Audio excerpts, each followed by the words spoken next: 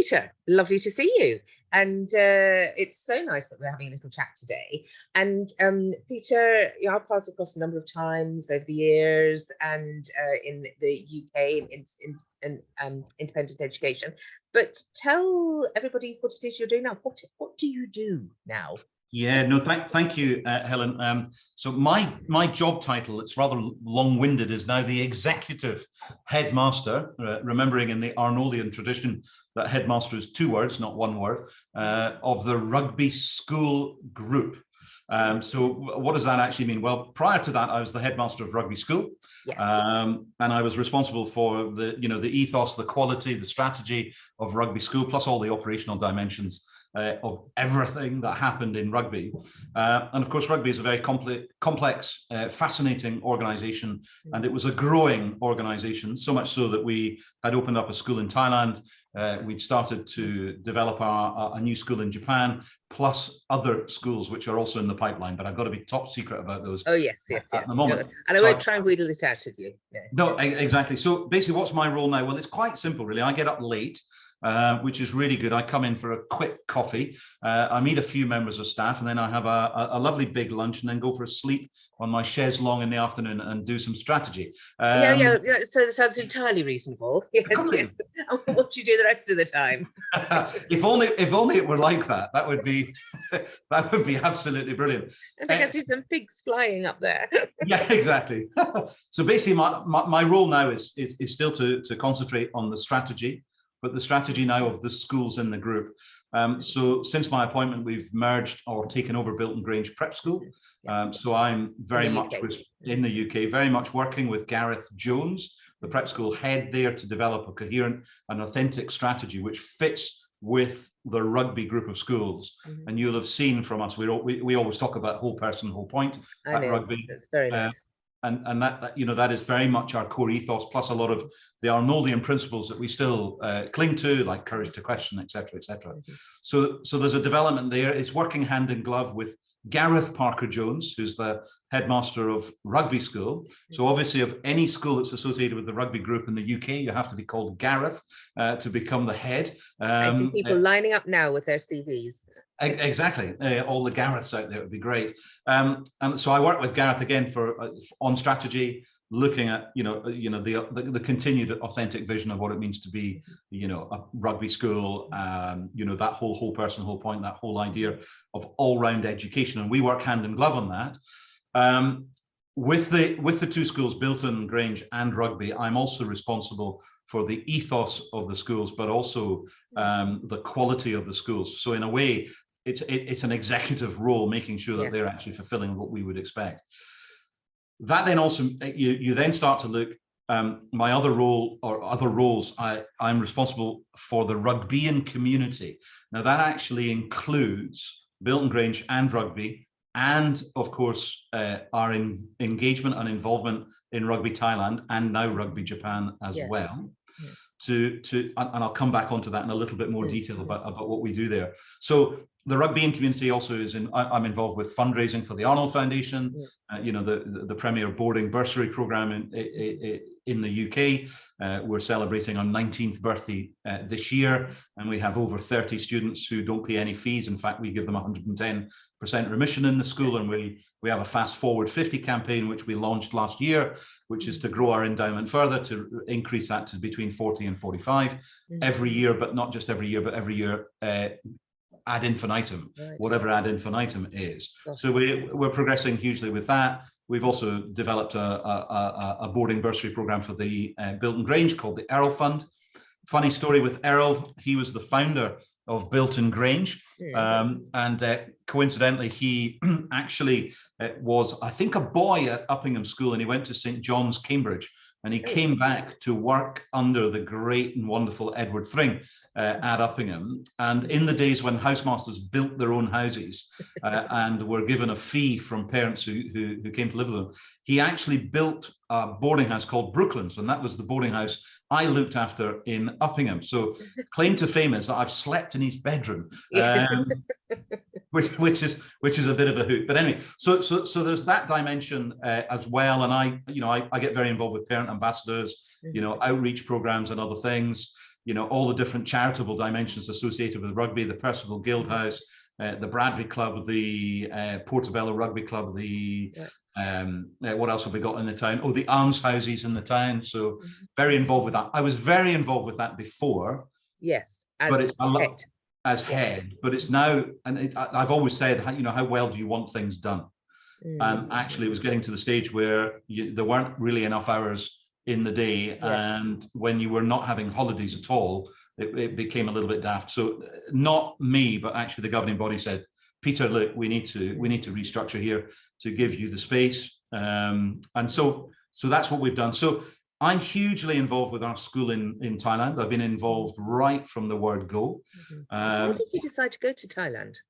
Oh gosh, it's a great story, Helen, because when I first arrived at rugby, and you know what it's like, all new heads always think, oh gosh, there's so much that needs to be done, because because we do, and that's what we're like. And I felt as though there was a lot to be done, with a brilliant foundation, left by the previous head, and all the previous heads as well. So you have to build on that. So there was just a lot going on, and I got a phone call from a chap called Nigel Westlake. Nigel used to run Packwood Hall, and then Nigel ended up running Brambletie. He left Brambletie and he went to Thailand. And I remember meeting him in Victoria Station, and he said, I've got a really exciting venture. It's about opening up a new school in Thailand. I said, oh, good luck, goodbye. I wasn't at rugby at that time. I was at my previous school, Ardingly. And anyway, so that was fine. Then he phoned me up, I think in the 1st November, and he said, Peter, I'd really like to come and talk to you about opening up a school in Thailand. And I said, no, thanks. I've got far too much to do. And the governing body had taken a principal position a few years before that they really didn't want to do that. Yes. Roll forward to the next October, so 2015, middle of the World Cup in England. He called me again and he said, I'm passing by with the investors. I wonder whether or not you have a spare hour. And it would be really, really good, because I've been talking about rugby, etc. So anyway, he arrived with the family of investors and the grandmother and others, and they came in and they sat down and they gave this fantastic presentation to us, and that was great. And at the end of it, I said, look, thank you very much. It looks absolutely brilliant, but we're not up for it. You need to go and find somebody else. They came out of the schoolhouse where I'm sitting at the moment, and they basically.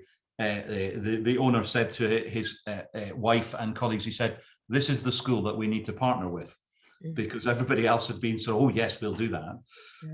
Anyway, the negotiations, we ended up sending out my bursar and my deputy head, Neil Hampton. Neil is now the executive deputy headmaster of the Rugby School Group. And he came back, and he's such a wonderful, sound man. He said, Peter, we have got to do this. So why did you say that? I mean, what was that? What was the the ambition? Honestly, the ambition, Helen, was absolutely brilliant. They wanted to transform Thai education. They wanted to mirror an equivalent Arnold Foundation within their school. They wanted to embrace whole person, whole point, not just the nomenclature of rugby school, but actually in its heart. And that was really fabulous. So.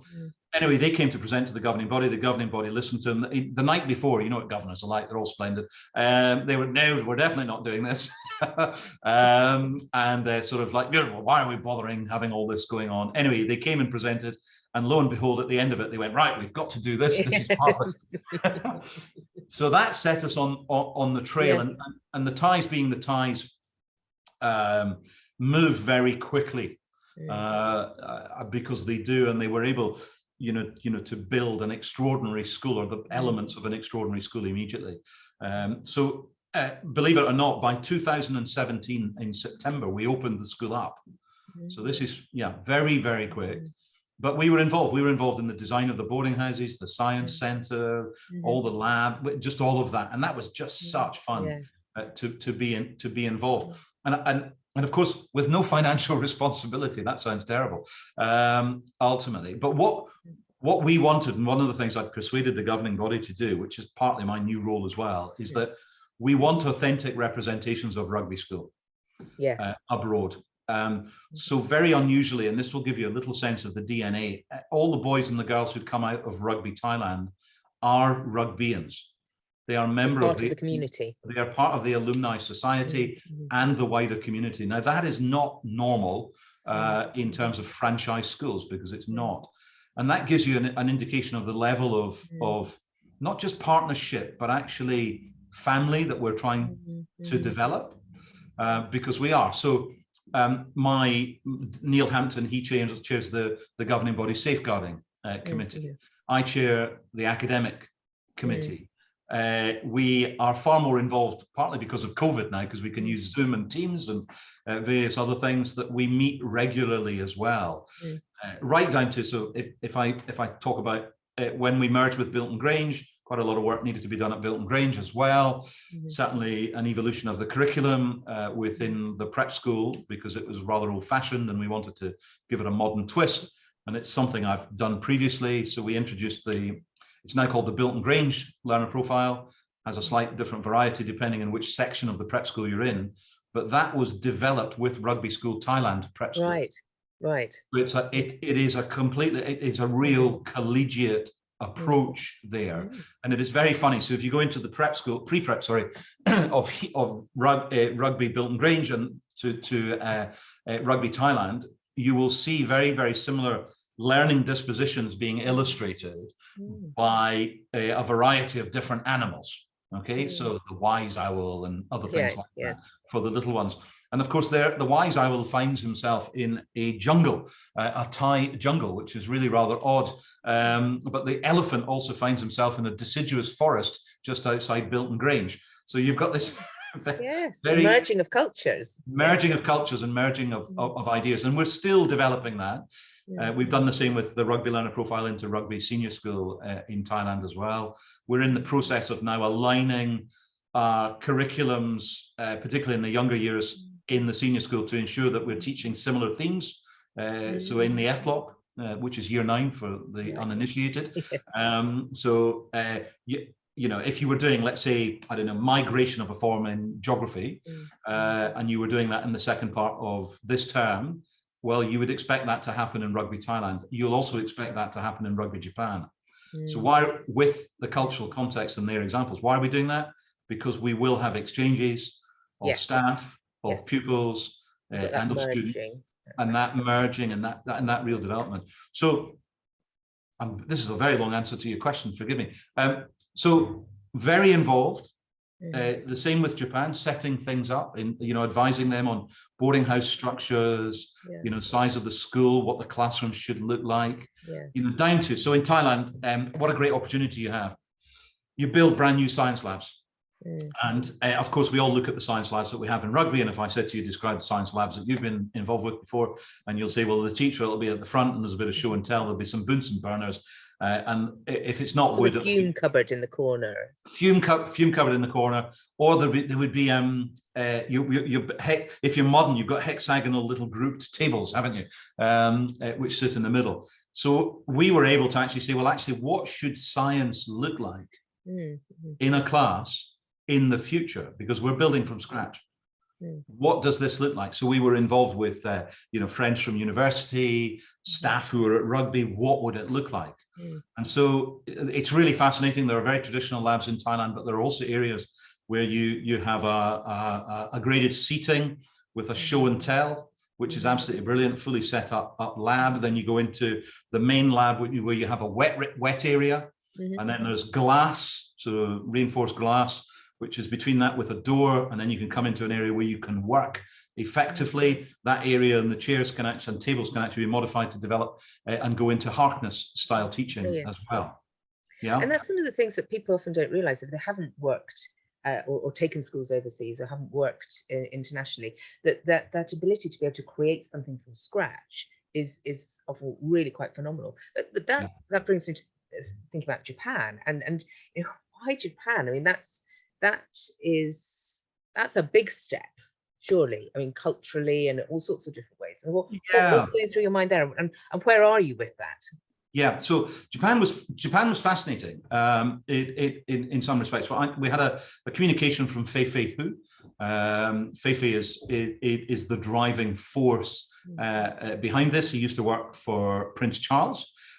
Which is why there's no coincidence that his education venture is known as Clarence House, which is quite fun. So there's that connection.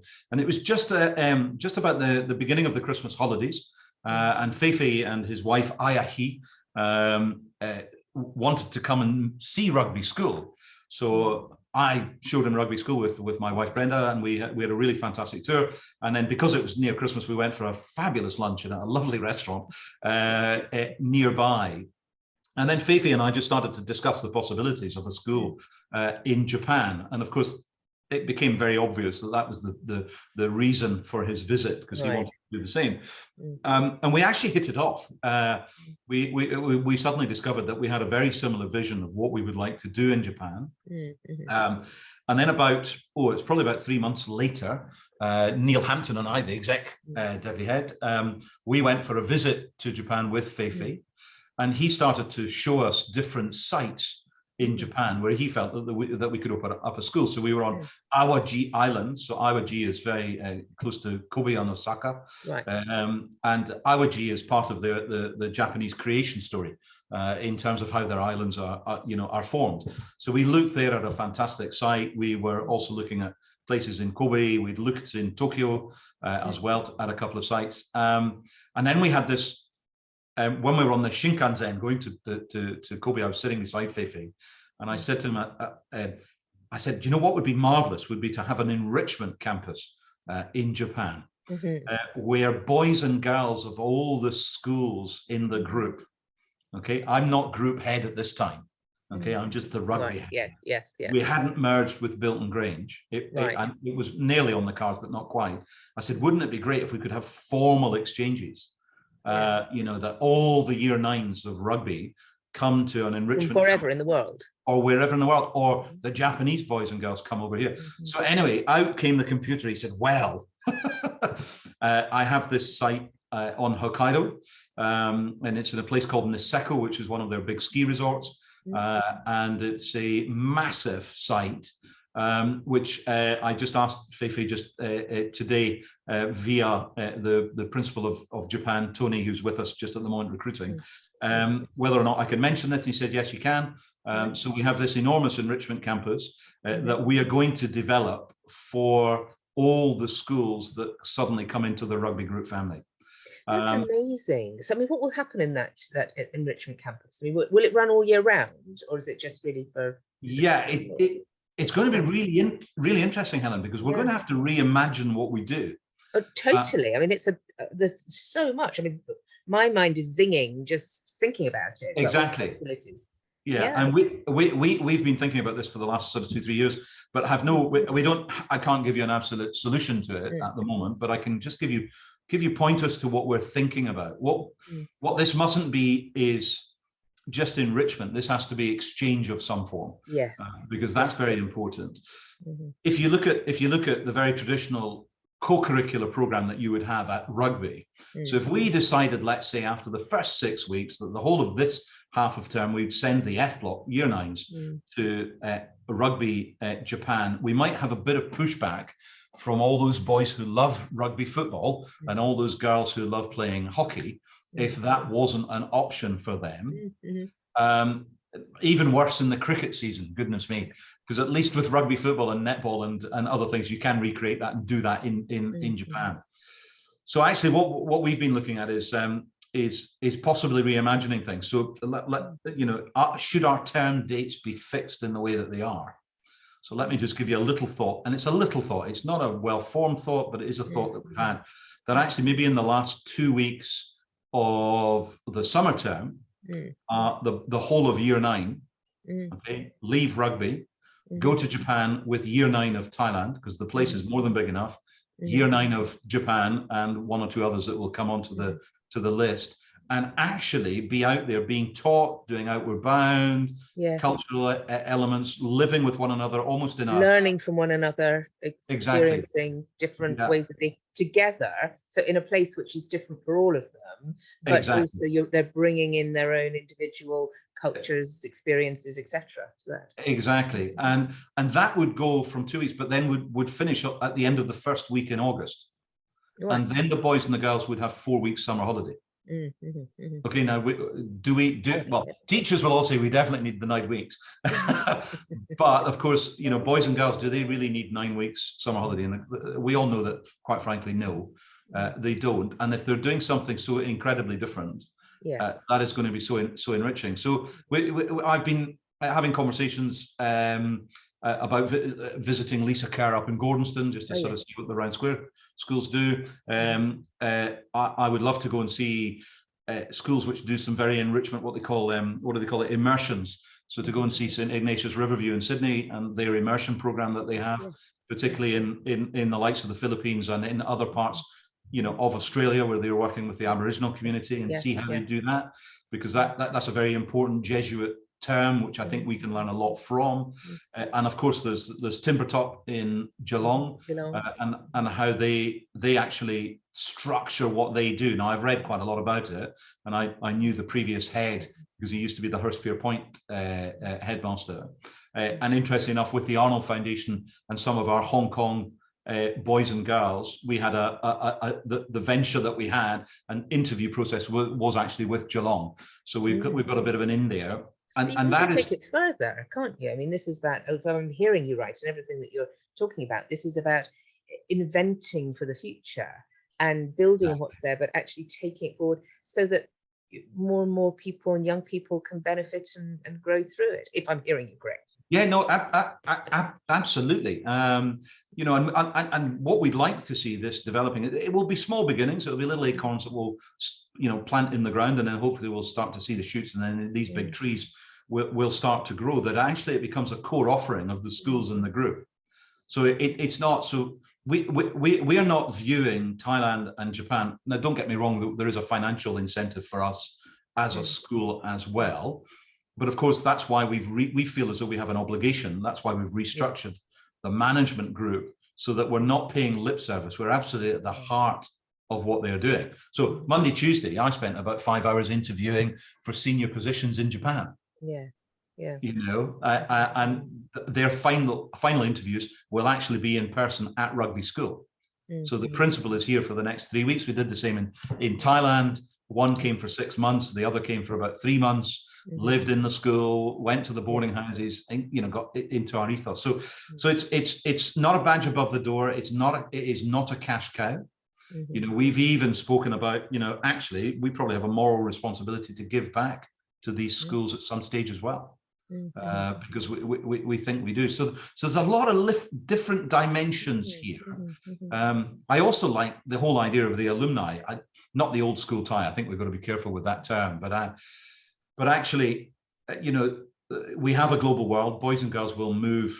Once the COVID chill disappears, people will start to be more flexible again, and will start to move to other parts of the world. The numbers who are applying for Japan would suggest that the chill is already gone, because they're very keen to move. But actually, our alumni, so we might have a young rugbyian who's 25, finished a fantastic degree, and then suddenly discovers that they've got a great opportunity in Tokyo. They know nobody. Yes. Well, they will now. But now they will. Yes. Because one, there'll be a school and there'll be enrichment. We already have a small enrichment campus, just so you're aware, and I can come on to that at another time in Japan, which we used this summer. So that's a great opportunity. And as I say, reimagining holidays, reimagining our term dates, I think it is a great thing. And interesting enough, we introduced the IB 2 years ago. I'm a great believer in the IB. It's fantastic. I shouldn't call it a qualification. Everybody will scream in the IB if I called it that. But it's a great philosophy of education. Program. Yeah. Thank you. You've beat me to it. But of course, maybe our examinations for boys and girls at rugby are actually in November, not in June and May.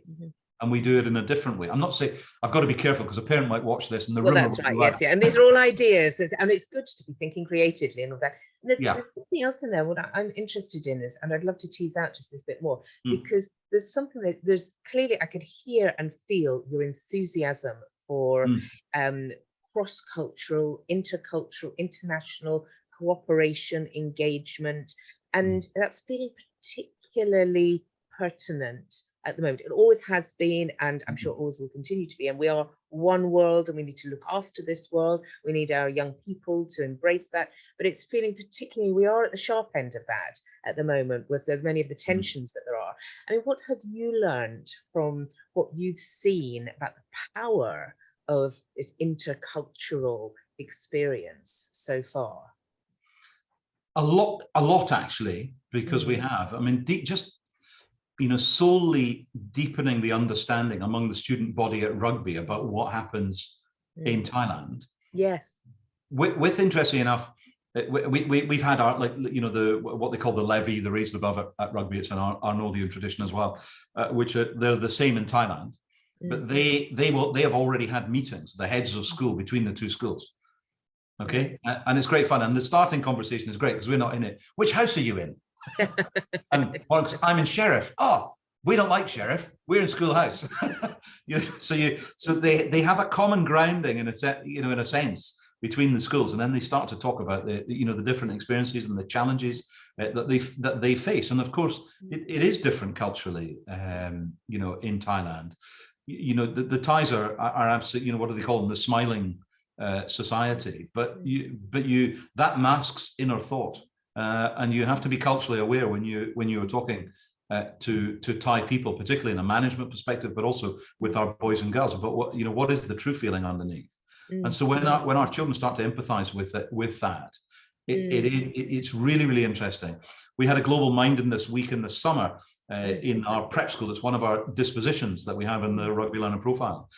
So not all year groups because some were doing their common entrance. It was wonderful because they were having joint lessons, both in their classrooms, but actually joint lessons with the technology that we are so used to now, and actually the technology we've put into classrooms to facilitate that. Wonderful events of creating a day in the life, 15-minute day in the life at Rugby School Thailand and at Bilton Grange, part of the rugby group now. Just all of those little moments are really, really important. And I think, with Black Lives Matter, everyone's invited, and all those elements, which in our diversity and equity and inclusion agenda that quite rightly we have and should always have had. The more people start to understand other nationalities and get to know them as friends is marvelous. Yes. I smile. There's a chap called Paribatra. He has been the governor of the Bangkok city. Now that's a heck of a role. He's no longer, but he's actually a Whitelaw. Whitelaw's a boarding house in Rugby, and he is a Whitelaw boy. And he was here in the 1950s and played second team rugby and other things. And every time you see him in Thailand, he has his old rugby and tie on.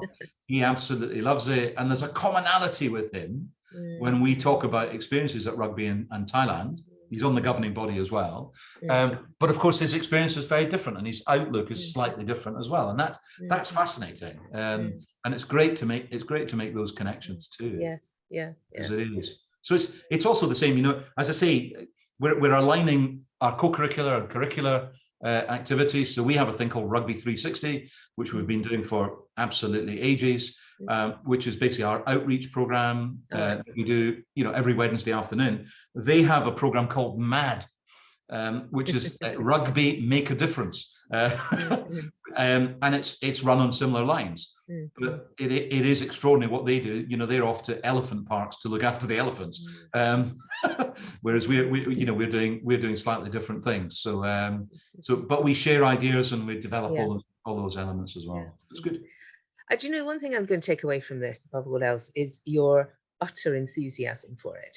And that is infectious, and I relate so strongly to this and to that sense of helping young people, wherever they are in the world, to find out, to commune with, to empathize with, to understand people in another part of the world, and really, and through that, deepen their understanding of themselves and of the world in general. And I think if we can hold on to that will make such a difference. Yeah, absolutely, Helen. It's one of the UK is a challenge from a political perspective, of course, because sadly we have the politics of envy and negativity.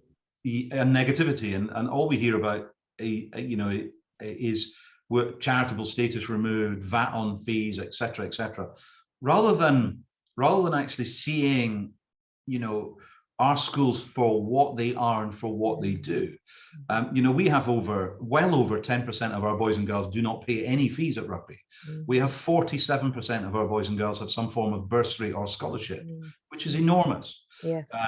We work in so many different charitable dimensions as well within our local community. We're the biggest employer in Rugby Town. I mean, goodness me, if we were to shut, what would happen there? And interesting enough, one of the things, it's a great theme I've always really tried to say, is that we are a school of obligation. We are not a school of privilege. Because actually our boys and girls are actually so privileged to attend here, even those who don't pay any fees, but everybody's really privileged to attend here. I am hugely privileged to be the headmaster or the exec headmaster of Rugby School, the Rugby School Group now, and we should never take that for granted. Because we shouldn't, because actually I feel obliged now to ensure that you don't like to use this political term, give back, but actually obliged to make a difference in the world. And I say to the students here, I've also said it to students in Thailand, I said, whatever happens, I said, that may well be that you become, the most extraordinary doctor in the future and you find a cure for some form of cancer or for some other horrible disease. I said, you will change the world, which is brilliant. But if you can go into a housing estate and actually be a brilliant and wonderful neighbor and just a great person, there's your obligation. You'll change the world.